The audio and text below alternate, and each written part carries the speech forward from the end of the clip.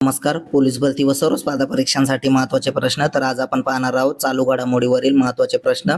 सर्व स्पर्धा परीक्षांसाठी यावर प्रश्न विचारले जातात, त्यामुळे व्हिडिओ शेवटपर्यंत पहा व आपल्या चॅनलला सबस्क्राईब करा आणि व्हिडिओला लाईक करा. तर पाहूया पहिला प्रश्न. फेब्रुवारी महिन्यातील ICCचा सर्वोत्तम खेळाडूचा पुरस्कार कोणी पटकावला आहे? तर त्याचं योग्य उत्तर आहे शुभमन गिल. प्रश्न दुसरा. नुकत्याच झालेल्या ICC चॅम्पियन्स ट्रॉफी स्पर्धेत गोल्डन बॉलचा पुरस्कार कोणाला मिळालेला आहे? तर त्याचं योग्य उत्तर आहे मेट हेनरी यांना. प्रश्न तिसरा. IIT खरगपूरच्या कोणत्या प्रोफेसरला युनेस्को अवॉर्डने सन्मानित करण्यात आले आहे? तर त्याचं योग्य उत्तर आहे सुमन चक्रवर्ती. प्रश्न चौथा. पोलीस अधिकारी कृष्ण प्रकाश यांच्या कोणत्या काव्यसंग्रहाला हिंदी साहित्य अकादमीकडून सर्व सुवर्ण पदक देऊन सन्मानित करण्यात आले? तर त्याचं योग्य उत्तर आहे ट्रस्टवर्दी हे. प्रश्न पाचवा. नुकतेच नारिका कंपनीची ब्रँड ॲम्बॅसेडर कोण बनली आहे? तर त्याचं योग्य उत्तर आहे सायना नेहवाल. प्रश्न सहा. 12वा खंजर सैन्य अभ्यास 2025 कोणत्या देशात आयोजित करण्यात आला आहे? तर त्याचं योग्य उत्तर आहे किर्गिस्तान. प्रश्न सातवा.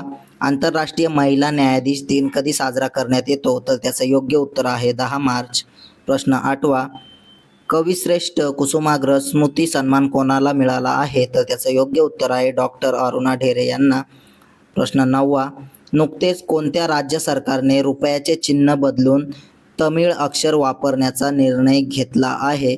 तर त्याचं योग्य उत्तर आहे तामिळनाडू. प्रश्न 10.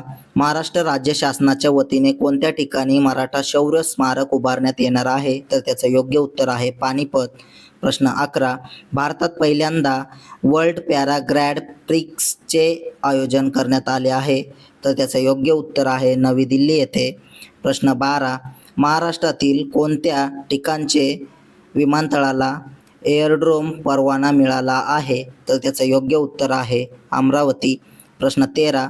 नुकतेच मुख्यमंत्री बालिका समृद्धी योजना आणि मुख्यमंत्री कन्या आत्मनिर्भर योजना कोणत्या राज्यात लॉन्च करण्यात आल्या आहेत? तर त्याचं योग्य उत्तर आहे त्रिपुरा. प्रश्न 14. जम्मू आणि काश्मीर सरकारने कोणते क्षेत्र इको टुरिझम हब म्हणून विकसित करण्याचा निर्णय घेतला आहे? तर त्याचं योग्य उत्तर आहे बांगस घाटी. प्रश्न 15. कोणते राष्ट्रीय उद्यान देशातील 58वे व्याघ्र प्रकल्प बनले आहे? तर त्याचं योग्य उत्तर आहे माधव राष्ट्रीय उद्यान. प्रश्न 16. भारतातील पहिली हायड्रोजन ट्रेन 31 मार्च 2025 रोजी हरियाणात कोणत्या मार्गावर सुरू होईल? तर त्याचं योग्य उत्तर आहे जिंद ते सोनीपत येथे. असेच प्रश्न रोज पाहण्यासाठी आपल्या चॅनलला सबस्क्राईब करा, व्हिडिओला लाईक करा. धन्यवाद.